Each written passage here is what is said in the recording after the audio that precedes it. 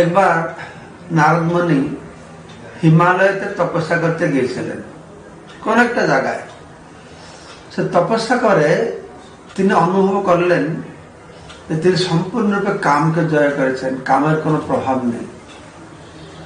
তো এইভাবে অনুভব করে তিনি এসে সারা জগতে প্রচার করলেন যে আমি কামকে জয় করে ফেলেছি, কামের কোনো প্রভাব আমার উপর নেই।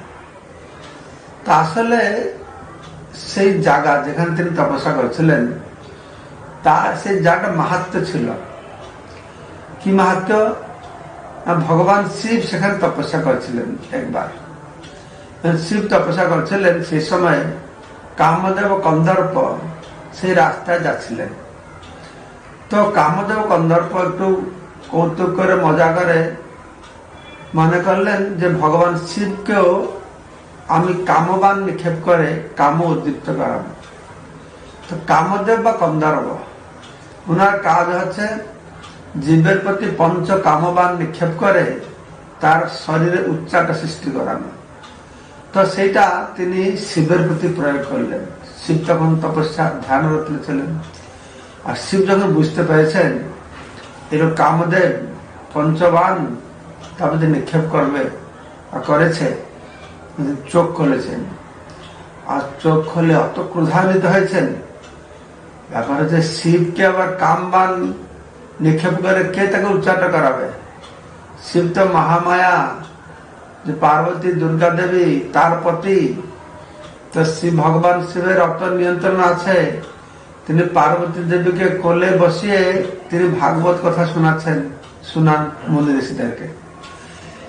কিন্তু এই কামদেব এই যে পাঞ্চ কামবান নিক্ষেপ করলো তাতে ভগবান শিবজি খুব ক্রোধান্বিত হয় তার দিকে তাকিয়েছেন। আর সে ক্রোধাগ্নিতে তৎক্ষণাৎ এই কামদেব সেখানে ভস্মীভূত হয়ে গেছে। তখন কামদেবের পত্নী রতি দেবী এসেছেন, ভগবান শিবের কাছে প্রার্থনা করেছেন, ক্ষমা চাইছেন যে না আমার স্বামীকে ফিরিয়ে দাও।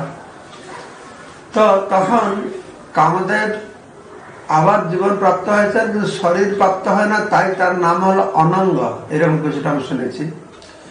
তো যাই হোক, তখন শিবজি বলেছেন যে তোমাকে দায়িত্ব দেওয়া হয়েছে জীবের মধ্যে তুমি বান কামবান নিক্ষেপ করে উচ্চাট বা কাম সৃষ্টি করবে, কিন্তু এই হিমালয়ে আমি যেখানে বসে আছি আমি যতদূর এখানে দেখতে পাই এর মধ্যে তোমার প্রবেশ নাই, এখানে তোমার প্রভাব কাজ করবে না। তো এই জন্য সেইখানে যারা যায় তপস্যা করে তারা কাম থেকে মুক্ত হয়ে থাকে, এই জায়গার প্রভাবের দরুন। তো নারদ মুনি সেখানে তপস্যা করতে গিয়েছিলেন, যার ফলে তিনি কামের প্রভাব থেকে মুক্ত হয়েছেন। তিনি নিজে খুব বাহা বানিয়েছেন, আমি তপস্যা করে কামকে জয় করেছি। তো ভগবান শিব দেখলেন আরে এই বিষ্ণু ভক্ত হয়ে অত অহংকার করছে, ঠিক আছে। তো এই জন্য যেরকম বিষ্ণু মায়া আছে সেরকম শিব মায়াও আছে। ভগবান শিব তিনিও মায়া রচনা করতে পারেন। তা নারদ মুনি তিনি যাচ্ছেন, একদিন যেতে হঠাৎ দেখছেন একটা সুন্দর রাজ্যের মধ্যে প্রবেশ করছেন। সেই সাম্রাজ্য দেখতে অত সুন্দর, রাস্তাঘাট কাছে ফল ফুল ভরা, কত পাখির ডাক, খুব মনোমুগ্ধকর সাম্রাজ্যে প্রবেশ করেছেন। তো সেখানে সেই সাম্রাজ্যের রাজার বাড়িতে গিয়েছে। তো রাজা এসে নারদ মুনিকে খুব আপ্যায়ন করেছেন, অভ্যর্থনা করছেন, পদধৌত করেছেন, আরতি করেছেন, তাকে আসনে বসে। তো রাজা নারদ মুনিকে বলছেন যে হে মুনিবর, হে দেবর্ষি, আমার মেয়ের স্বয়ম্বর শুভ পরিণয় বিবাহ হবে, সেজন্য স্বয়ম্বর ব্যবস্থা করেছি। তা আপনি একটু আমার কন্যাকে আশীর্বাদ করুন যেন ভালো বর পাবে। তখন এই বলে রাজা তার কন্যাকে নিয়ে এসেছে। তো সে কন্যা অত সুন্দরী দেখতে, নারদ মুনি তাকে বরদান দেবে, ভালো বর পাবে, এদের বরদান দেবে কি? নারদ মুনি রাজাকে বলছেন তোমার কন্যাকে আমি বিবাহ করলে কিরকম হয়? রাজা তো বেকারে পড়ে গেছে, কি বলবে এখনই।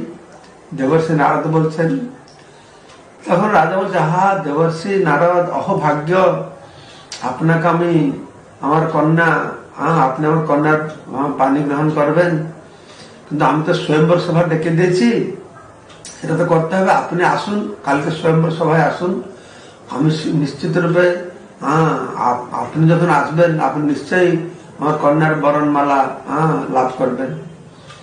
তো এটা রাজা বলতে পরে নারদ মুনি চলে গেছেন সোজা বৈকুণ্ঠে। বৈকুণ্ঠে গিয়ে নারায়ণের কাছে পৌঁছেছেন। বলছেন, দেখুন আমি আপনার পরম ভক্ত, আপনার কত গুণগান করে সব সময়, তো আপনি একটা উপকার করুন। নারায়ণ কি উপকার চাইছ? সব কথা খুঁজে বলেছেন।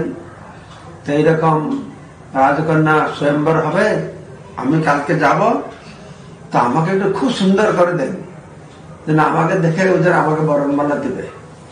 নারায়ণ মনে করে চিন্তা করছেন, নারায়ণ তোমার এই বুদ্ধি আসলো কেন? নারায়ণ তো সব জানেন, শিব মায়া থেকে সব হয়েছে। তো নারায়ণ কি করলেন, তো নারদের পুরা শরীরে হাত বুলিয়ে দিয়েছেন, আর নারদের শরীর খুব সুন্দর হয়ে গেছে, দেখতে খুব আকর্ষণীয় হয়ে গেছে। নারদ খুব খুশি হয়ে গেছেন, আমি অত সুন্দর, তো রাজকন্যা নিশ্চয়ই আমার গলায় বরণমালা দেবে। এই চিন্তা করে পরের দিন স্বয়ম্বর সভায় গিয়েছেন, আর সমস্ত রাজারা এসেছেন স্বয়ম্বর সভায়। নারদ মুনি লাইনে বসে আছেন, আর ভগবান শিব কি করেছেন, তার দুটো শিব অনুচরকেও পাঠিয়েছেন, তারা নারদ মুনির কাছে বসে আছেন। তখন রাজকন্যা এসেছে মালা নিয়ে স্বয়ম্বর সভায়, যাকে পছন্দ করবে তার গলায় মালা দেবে। তো হাতে মালা ধরে সে এক একটা রাজার কাছে যাচ্ছে, এরকম দেখে দেখে দেখে দেখে যাচ্ছে, তার কেউ পছন্দ হচ্ছে না। তো নারদ মুনি মনে মনে খুশি, যে কারোর পছন্দ হচ্ছে না, আমাকে আসলে আমাকে তো অবশ্যই গলায় মালা দেবে। নারদ মুনির কাছে গিয়েছে, সে মেয়েটা, সে রাজকন্যা নারদ মুনি দেখে এইরকম একটা মুখটা এরকম করে ঘুরিয়ে দিয়েছে। মানে এরকম ভাবতে গেছে নারদ মুনির মুখটা খুব কুৎসিত কদর্য, এরকম ভাবে মুখটা ঘুরিয়ে নিয়েছে। তো নারদ মুনি চিন্তা করছে, কি ব্যাপার, আমি দেখতে অত সুন্দর, আর আমাকে দেখে মুখটা এরকম ঘুরিয়ে নিয়ে গেল। তো নারদ মুনি রেগে সেই স্বয়ম্বর সভাতে উঠে পালিয়ে গেছে। নারদ মুনি উঠে গেছেন, এই শিবের দুই অনুচর ওনার সঙ্গে সঙ্গে গিয়েছে। নারদ মুনি কি ব্যাপার, আপনি উঠে চলে আসলেন কেন? নারদ মুনি বলছেন, দেখো আমি অত সুন্দর, আর আমাকে দেখে মুখটা এরকম করে ঘুরে ঘুরে চলে গেল। তখন এই শিব অনুচরা কি করেছেন, একটা আয়না বাহির করেছে। আয়না বাহির করে নারদ মুনিকে দেখে, তো মুখটা দেখো কিরকম। নারদ মুনি দেখছে শরীরটা ভগবান বিষ্ণু শরীরটা সুন্দর করে দিয়েছে, কিন্তু মুখটা একটা বান্দর মতন করে দিয়েছে, বান্দর মতন। নারদ মুনি দেখে তো রেগে আগুন হয়ে গেছে, যে আমার মুখটা বান্দর মতন করে দিয়েছে। তো সঙ্গে সঙ্গে বৈকুণ্ঠে গেছেন, আর বৈকুণ্ঠে গিয়ে খুব ক্রোধ। ভগবান বিষ্ণু রেগে বলছেন যে আমি আমার আপনার অত বড় ভক্ত, মহিমা গান করি, যশ গান প্রচার করি, আর আপনি স্ত্রী নিয়ে অত সুখ করছেন, আর আমি এটা বিবাহ করতে চাইছিলাম, আর আমার মুখটা আমি বান্দের মতন করে দিয়েছেন। তা আমি আপনাকে অভিশাপ দিচ্ছি, আপনি যেরকম আমার স্ত্রী থেকে আমাকে বঞ্চিত করলেন, আপনিও জীবনে আপনার একটা দশা হবে, আপনিও আপনার স্ত্রীকে হারাবেন।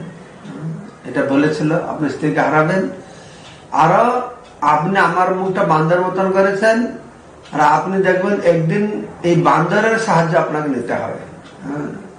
আমাকে কুৎসিত বান্দর করলেন, এই বান্দরের সাহায্য আপনাকে নিতে হবে।